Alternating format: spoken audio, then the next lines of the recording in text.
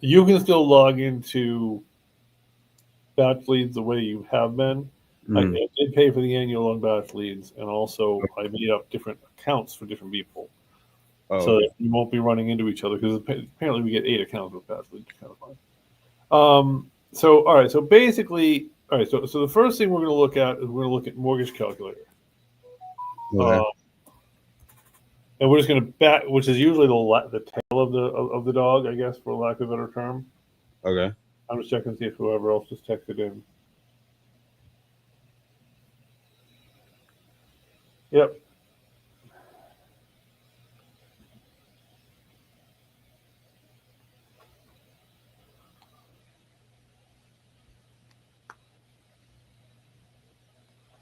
All right. So then, so if we take $4.5 million, and these numbers don't really matter. I don't even know why they asked them. They go here, 7.75, and you never get a commercial over probably over 20 years, but you might get 25. Right. We'll zero all this out because taxes and whatever should be taken up before you calculate this.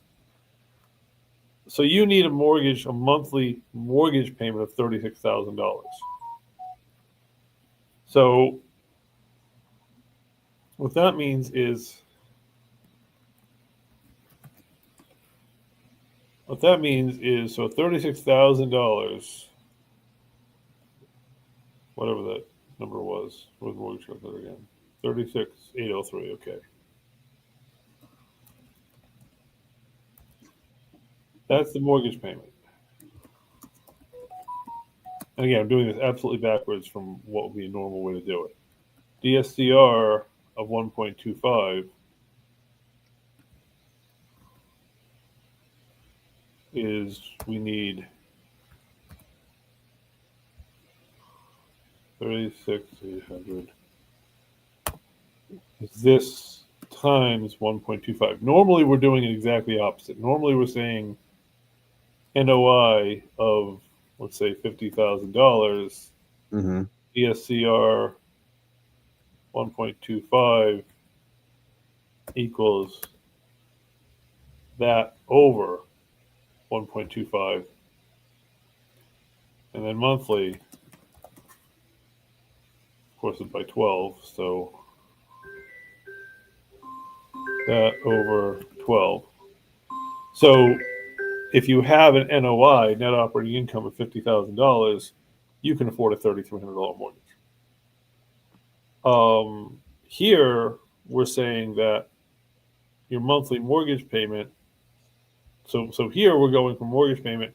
We're multiplying up 1.25 Okay. and saying we must have a NOI of $46,000. Now we don't know what the expenses are, but we know that after all expenses and everything, taxes, insurance, maintenance, vacancy management, everything, we got to be clearing $46,000.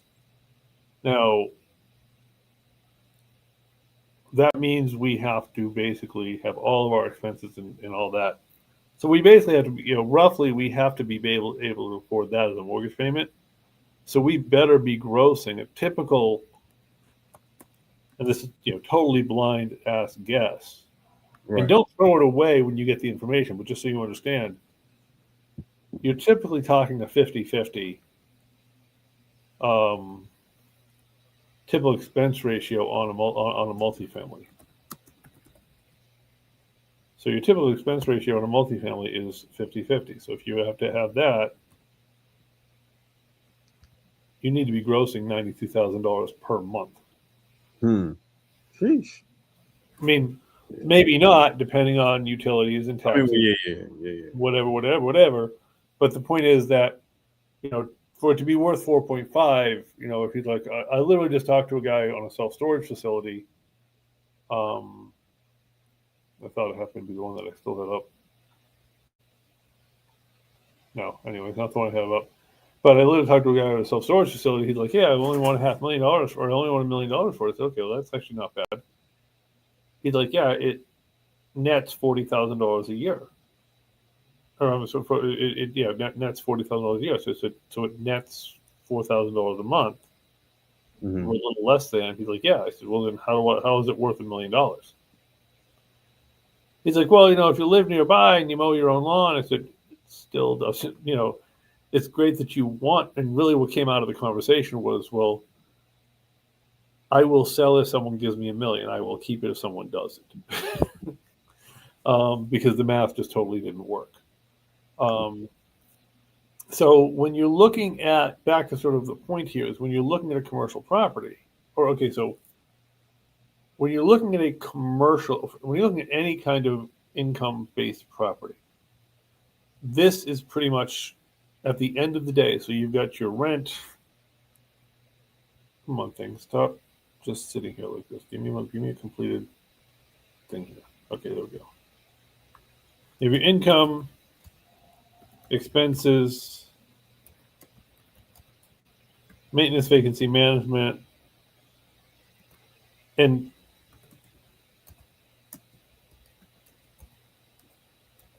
okay. So the way I do it is, if your income is, let's say, $100,000 a year, Mm-hmm. and let's say your expenses, meaning your hard costs, let's say $20,000 a year, Mm-hmm.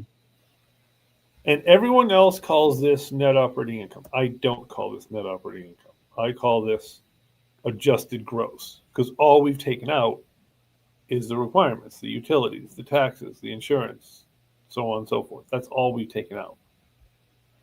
We haven't taken out maintenance, vacancy management. We haven't taken out the soft costs, the stuff that might vary. And we always want to take that into account, because without that, you haven't bought yourself an investment. You've bought yourself a job. Now, the reason everyone looks at it like that, and the reason that, is because then you take. All right, let me take all this down a little bit. Take all this down a notch here.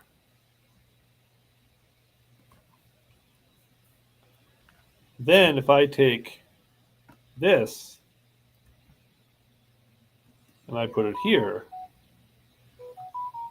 so now I can afford a $53,000 or $5,300 monthly mortgage. I have an annual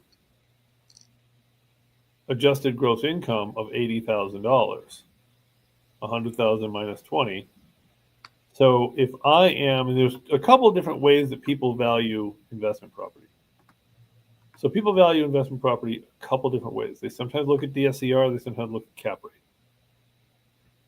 I'm going to push this down just a little bit more. I'm going to fold that up to make some more room, because I don't need those lines.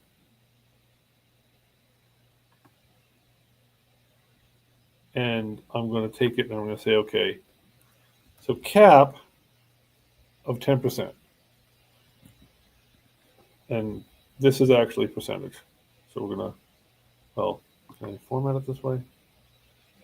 Anyway, it's 10%. So you divide the net operating income or the profit by the cap rate, and all of a sudden now you're faced with a valuation of $800,000 on a 10% cap rate. Mm-hmm.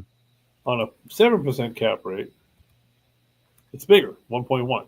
Smaller percentage, more money, because you're dividing. Right. And I can go into that more in detail. It depends how good you are at algebra, but basically, I use 10 cap for two reasons. One is that's my personal target, and two is it's easy. You move the decimal place over one. If it's a 10 cap and you're dividing by 10%, you shove the decimal place to the right. 80 becomes 800. Yeah. Now,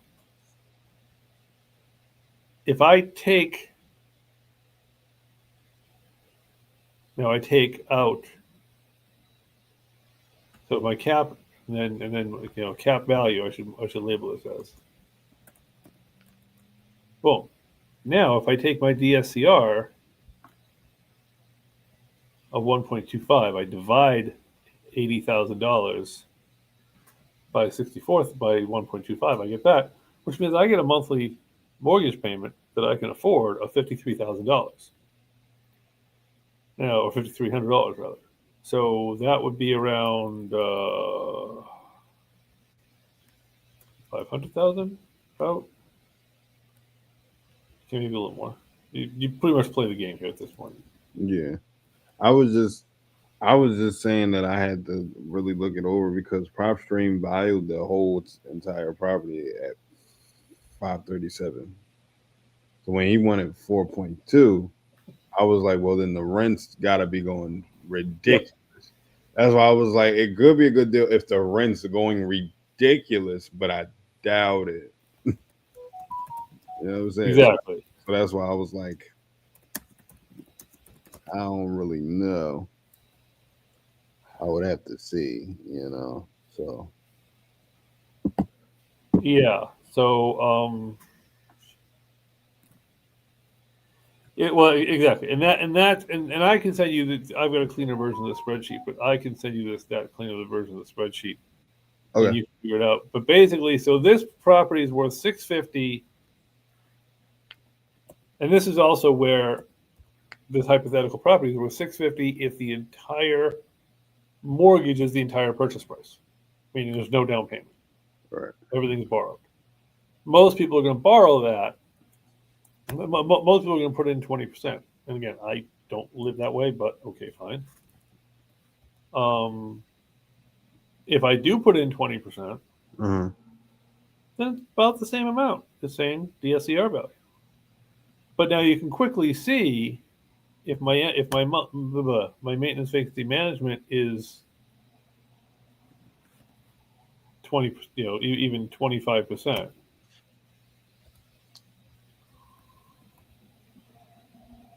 So I'm taking out 25,000. Now I'm taking out of my AGI. I'm taking out the maintenance vacancy management.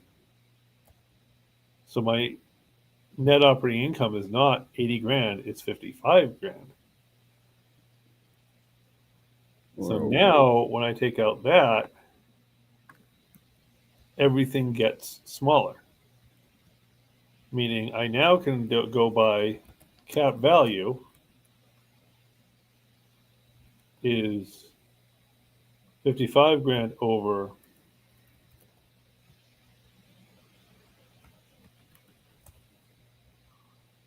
So now my cap value is $500,000. I went down from $800,000 value to about $500,000 value because I took out a maintenance vacancy management bet. I take out 30%. So I drop down $300,000. So when I buy a property, I am going to pay a lot less than anybody else out there. good. Because I take out a 30. Now, that's not the cost load for self storage. That's not the cost load for a lot of other industries. But for my world in residential, or for the way I do residential, and so you can see that I have a hard time personally. I'm wanting to pay you this. Other investors are wanting to pay you this. It's a few and far between that fits my personal numbers. But either way, what I'm saying, and when you're doing income valuation, is you have to say, and even at the end of it, I'm only going to pay this because I'm going to count my down payment as being borrowed. Other people don't count their down payment. They say, "Oh, I put $200,000 into it." Well, that doesn't make sense to me because my 200,000 is either borrowed and I'm paying interest on it, or I'm taking it out of an investment that's making money, and I got to make money off. What? Why would I take $200,000 out of the stock market and throw it in making whatever 5%, 8%? Throw it over here to make zero. How is that moving my ball ahead? So what? So really, when you're saying an ask of if you've got to cover a mortgage payment of $36,000 a month at 4.5 million, you've got to come in with a very substantial income, whichever way you do it, with or without MVM, with or without. I mean, any of the three different ways I'm showing here, whether it's borrowing everything, including my down payment, not borrowing my down payment. Either way, the numbers are what matter. And on income producing property, the only time I don't look at the numbers first. So I always look at the numbers first because it's either going to work or it's not. And then if it doesn't work, I back analyze it. Meaning, this is one I just made a letter of intent on. I just made a non-binding offer on. And there is no way in holy hell, she's getting 1.6 because it's 90% occupied, which sounds woohoo, 90%. Only 2/3 of those are actually paying their bill. Mm, So okay. this is based on 95% occupancy, even more than she has. And it's based on all of them paying. Okay. Yep. Well, I get it. two, yeah, and 2/3 of them are paying. So bluntly, why am I paying you as if all of them are paying when they're not all paying? Right. I'm buying this for income, and the agent's answer, although he's very friendly, he's like, well, if they pay, this is what it's worth. I said, great. And when they pay, I might consider, I might consider agreeing with you. But right now they don't. So I'm buying a 1/3 risk. So I just made an offer of 1,035,000 or something on this property. And he's like, well, why? I said, well, because based on what it's actually earning, I see the potential. There's another 10 acres. The land goes back over here. So there's more room to grow and yada yada. But today it's not worth that.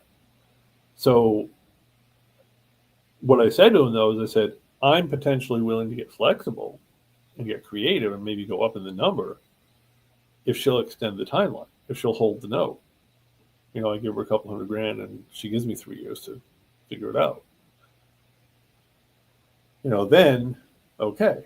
So that's when you look at, or in your $4.5 million example, if it's land, if it's a location of whatever kind that's going to appraise for $7 million, that is just intrinsically worth way more. Forget the income; it's intrinsically worth substantially more.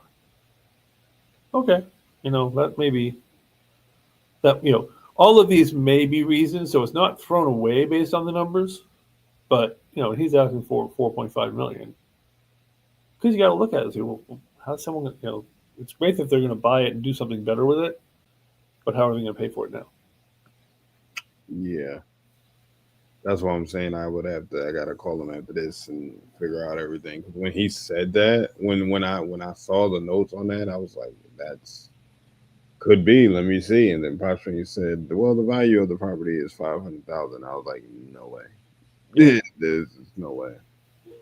And also on these, and this is just, and where is the property? Is it somewhere good like Philly, or is it somewhere crappy like Altoona? It's Cleveland, Ohio. That's why I Okay, was like, "No way."